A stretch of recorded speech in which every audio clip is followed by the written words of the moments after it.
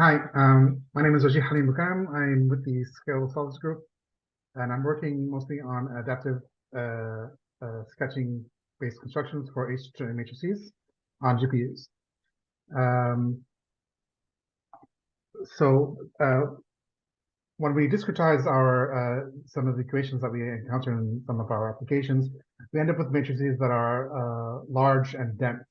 For example, when we're discretizing integral equations for boundary element methods, or when we're computing the Hessian in a PE constrained optimization, or even in sparse direct solvers where we could have these large diagonal blocks that are updated with Schur complement updates that end up being dense.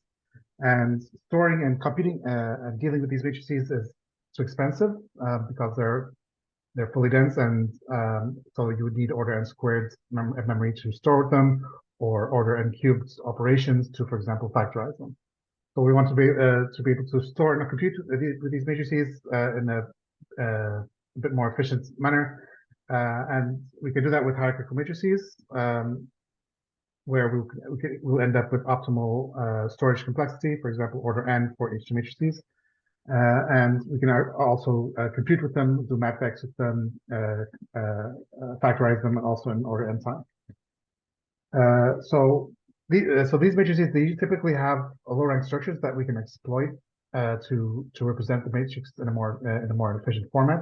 For example, this is the H matrix format, where we have a bunch of blocks in a hierarchical partitioning of that matrix that can be represented in low rank form in this, for example, this outer product of two tall and skinny matrices, U and V transpose, and the number of columns within these matrices is typically small, typically much smaller than the actual size of the block, and therefore can lead to a near optimal storage complexity. In this case, for H matrices, we end up with order n log n storage complexity. And how do we end up with these? Well, we generate a cluster tree, which is a hierarchical partitioning of our degrees of freedom. And once we have that tree, we can do a dual tree traversal on the tree and compare clusters within the cluster tree and see if they form an admissible or inadmissible block. So an inadmissible block would be one that cannot be represented by low rank, whereas an admissible block can be represented in low rank form. And we keep on doing that recursively until we end up with pairs of clusters that cannot be represented, that are inadmissible, and therefore, but they're too small to continue, so we leave those in their original dense formats. So here I have a little cartoon of how that process would go level by level, with the blue blocks being inadmissible blocks that can be subdivided further, and the greens are the admissible blocks, which are the low rank blocks.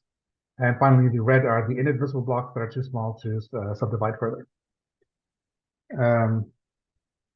So we end up with, so that was the H matrix format, but that's near optimal. It's order n log n. We want to get to the optimal storage complexity, which is order n. So we rely on the H2 matrix format instead, where first, instead of just representing it as the outer product of two tall skinny matrices, we now represent it as this triple product, USV, where U and V are row and column bases, and S is a coupling matrix.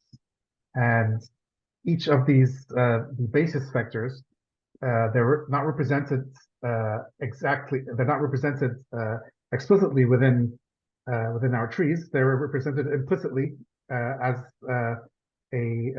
with respect to their children, using these E matrices, which are transfer matrices. So our problem is that we want to find these all of these little small matrices. So we have these coupling matrices, the S. Those are the small blue blocks in the left figure, and our transfer matrices. Those are represented as the edges for our in the basis tree. They're all very small matrices. So if our rank is k, if we can represent these blocks with rank k, then they're all k by k small blocks, where k is usually something quite small. So we need to be able to generate these matrices. So if the way that we can construct the matrix, basically depends on what type of interface you have available to you. Usually you wouldn't want to actually store the matrix in its original order n squared format. You would typically have some sort of interface to it. So if you have a fast order n matrix vector product, like if you have a sparse matrix with some global low rank update that can be done in order n, matvex can be done in order n time, or if you have another compressed format like H matrices or even another H2 matrix, then you can do fast matvex with those matrices.